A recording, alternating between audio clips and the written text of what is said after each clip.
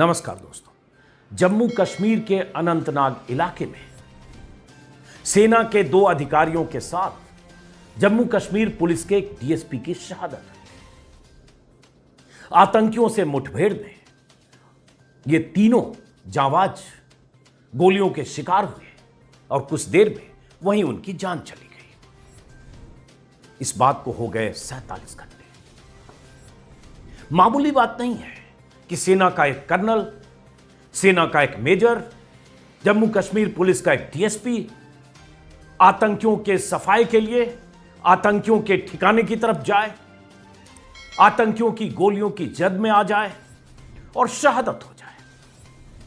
कश्मीर में 3 साल के भीतर सबसे बड़े हमले का शिकार हो जाए। सवाल देश की सत्ता से है, सवाल सरकार से है, जो सवाल जो शहीदों के परिजन भी पूछ रहे हैं, जो सवाल उनके मन में भी है कि शहादत हो क्यों रही है, आतंकी आपके काबू में क्यों नहीं आए या आतंकियों को रोक क्यों नहीं पाए, और अगर शहादत हो गई उसके बाद आपकी चुप्पी क्यों है, ये सन्नाटा क्यों पस रहा है, इसमें जश्न क्यों मना रहे हैं, जश्न की ऐसी तस्वीरें क्यों आई। लेकिन ये सवाल कोई पूछेगा नहीं, क्योंकि सवाल की जद में प्रधानमंत्री मोदी है और प्रधानमंत्री मोदी और अमित शाह से सवाल पूछना किसी चैनल के उन तमाम एंकर्स की जिनकी तस्वीरें कल आई है, जो इंडिया गठबंधन है, जिनके शोज में जाने से इनकार किया है या बहिष्कार किया है, कोई पूछता नहीं है। पूछता तो शायद जवाब तो देते। उनके सवालों के लिस्ट सिर्फ विपक्ष के नेताओं के लिए है, इनके लिए नहीं। ऐसे मौके पर जब कोई भी संवेदनशील इंसान सोचेगा और समझेगा कि यह गलत हो रहा है, जश्न का यह वक्त नहीं था, लेकिन सवाल कौन पूछता है। बहरहाल एक चौथे जवान की शहादत की खबर आज सुबह आई, जो इन अधिकारियों के साथ था। लेकिन इस 48 घंटे में, 47 घंटे में हुआ क्या है? आज तक चैनल पर कुछ तस्वीरें लगातार सुबह से 2-3 घंटे से मैं देख रहा था, विचलित हो रहा था।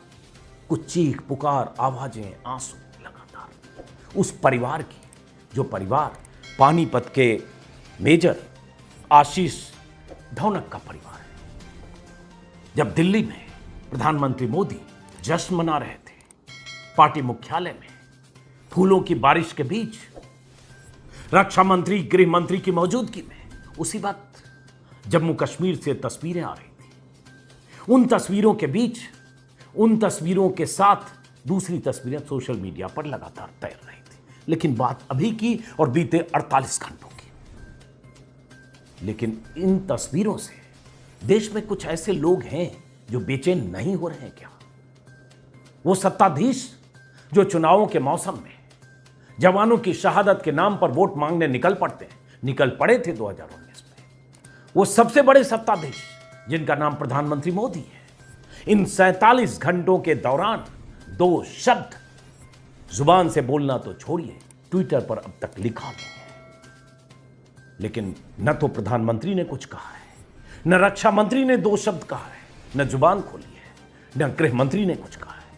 राजनाथ सिंह के ट्विटर को अगर देखता हूं, राजनाथ सिंह के ट्विटर पर भी कहीं कोई जिक्र नहीं है इन जवानों की शहादत का, कर्नल, मेजर और डीएसपी की शहादत का। किसी ने कोई सवाल नहीं पूछा। प्रधानमंत्री मोदी की तरफ से सन्नाटा क्यों है? अमित शाह की तरफ से सन्नाटा क्यों है? श्रद्धांजलि के 2 शब्द क्यों नहीं है? कुछ भी अब तक कहा क्यों नहीं, बोला क्यों नहीं, लिखा क्यों नहीं? एक अखबार है द टेलीग्राफ, एक ही अखबार जो ऐसे मौकों पर प्रधानमंत्री मोदी और उनकी सत्ता को आईना दिखाता है, वो द टेलीग्राफ है। द टेलीग्राफ ने आज लीड छापी है पहले पन्ने पर, द शोमैन सिंड्रोम, और उसके बाद celebration that even supporters can't digest. ऐसा सेलिब्रेशन जो सपोर्टर भी पचा नहीं सकते, द शोमैन सिंड्रोम। और प्रधानमंत्री मोदी का जो अंदाज होता है, फूलों की बारिश के बीच, हिपोक्रेसी सेज वेटरन।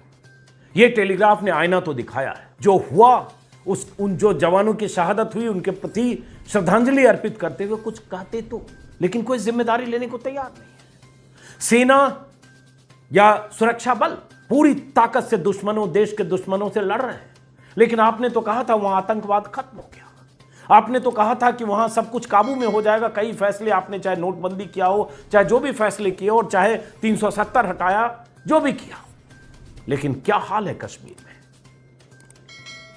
सवाल प्रधानमंत्री मोदी से है। बहरहाल उम्मीद करते हैं कि कश्मीर में आतंकी वारदातों पर पूरी तरह से शिकंजा लगेगा। जवानों की शहादत और शहादत पर बिलखते परिजनों के जख्मों पर मरहम लगाने के लिए सरकार का कोई नुमाइंदा जाएगा और प्रधानमंत्री मोदी कम से कम इन जवानों को श्रद्धांजलि देते हुए देश के सामने दो शब्द कहें। और कोई चैनल का एंकर एडिटर सवाल पूछेगा मोदी से कि आप जश्न कैसे मना रहे थे, ये किस चीज का जश्न है जो खत्म नहीं हो रहा है, और ये सोमैन सिंड्रोम क्यों है।